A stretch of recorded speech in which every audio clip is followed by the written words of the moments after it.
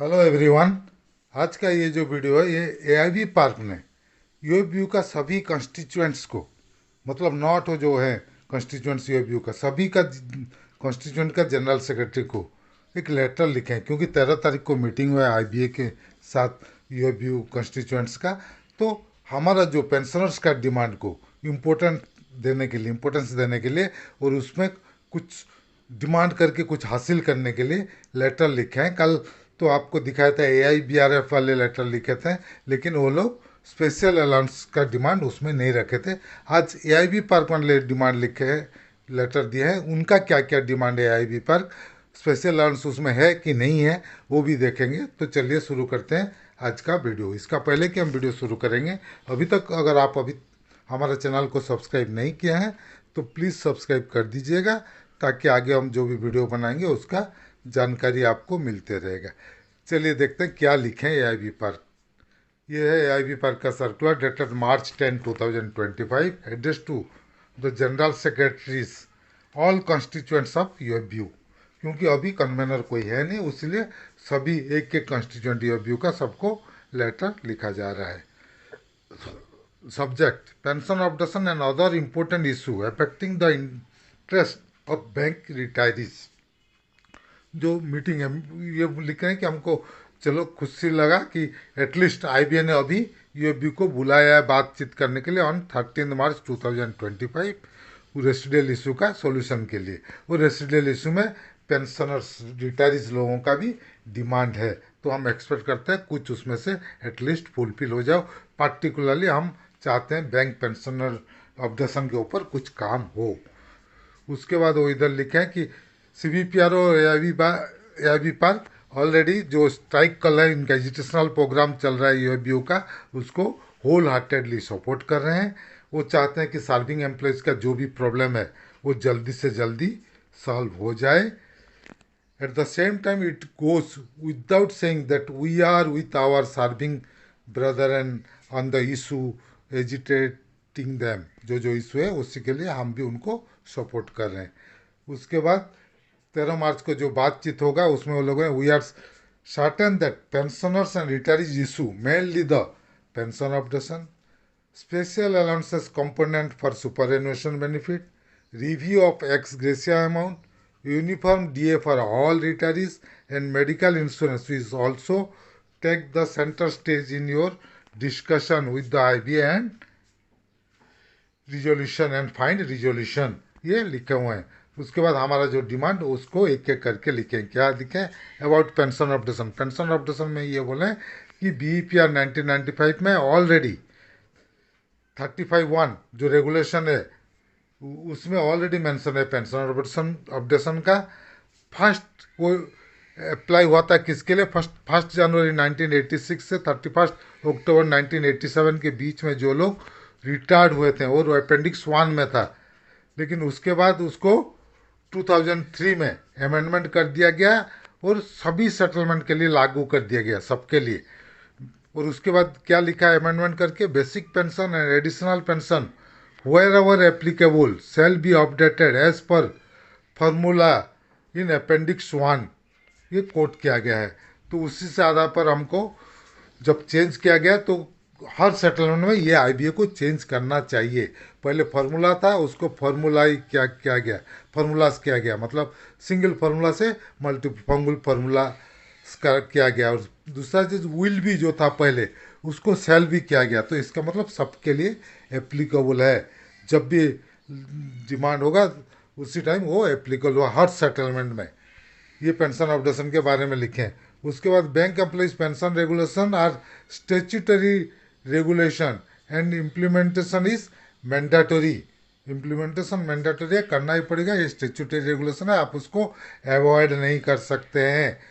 Court में case हुआ था और हम हार गए। सिंगला केस जो Punjab and Haryana high court में जब हुआ था उसमें हम क्यों हार गए? क्योंकि आईबीए ने ये 35(1) क्लॉज को शो नहीं किया उधर, और जो माइनर्स था 1994 वो रेगुलेशन में नहीं था।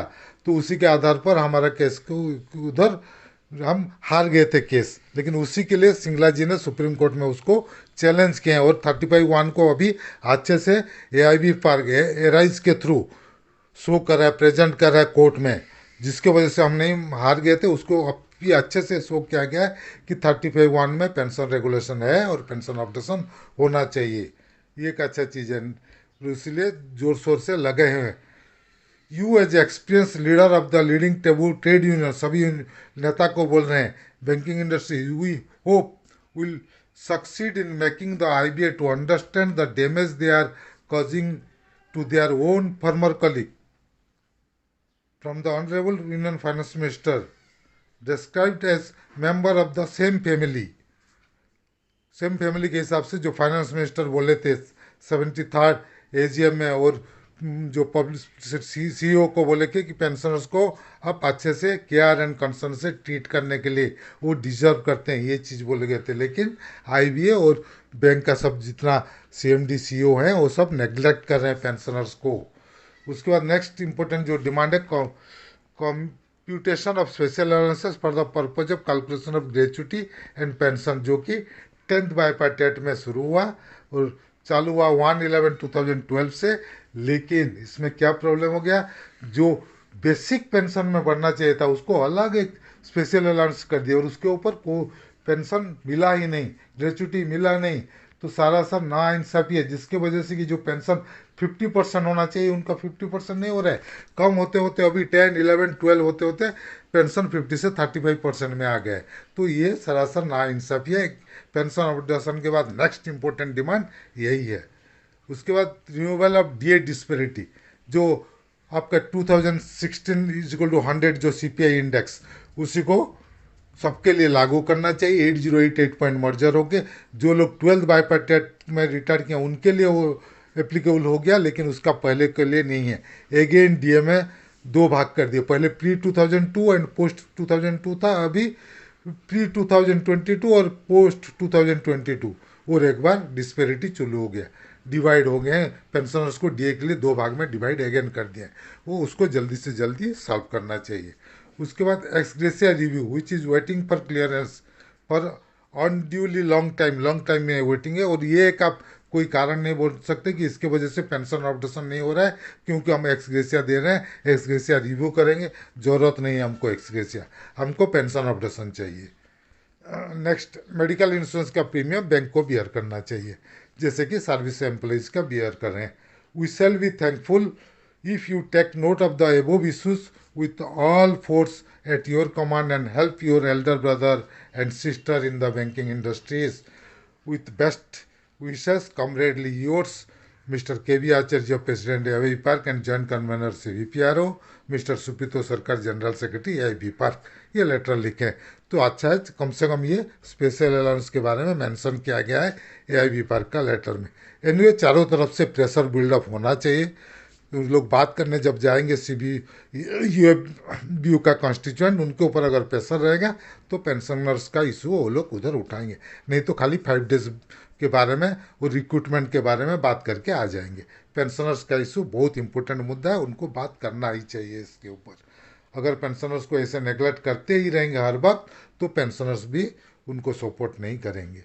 तो और हमको चाहिए कि पेंशनर्स का मुद्दा जल्दी से जल्दी यूएफबी के थ्रू हो, कोर्ट के थ्रू हो, किसी के थ्रू हो, सॉल्व हो जाए। और कोर्ट में आपको मालूम है अभी नेक्स्ट डेट है 20 मार्च को MC सिंगला केस का। हम एक्सपेक्ट करते हैं एटलीस्ट उस दिन हमारा हियरिंग हो, कुछ प्रोसीड्स हो, बैंक पेंशनर्स का मुद्दा सॉल्व हो जाए। और 18 को CLC ने बुलाया है यूएफबी को और साथ साथ सभी बैंक का CMD को और DFS को भी, तो उधर भी कुछ आगे प्रोसीड्स हो सकता है। अगर सॉल्यूशन इधर नहीं होता है तो इधर सॉल्यूशन हो जाता है, और स्ट्राइक अगर वो लोग विथड्रॉ कर देते हैं तो CLC का मीटिंग होगा ही नहीं। CLC का मीटिंग का मेन कारण है कि स्ट्राइक को कैसे दोनों के साथ बातचीत करा के स्ट्राइक बंद करा दे, यही उनका मेन मुद्दा है CLC मीटिंग बुलाने का।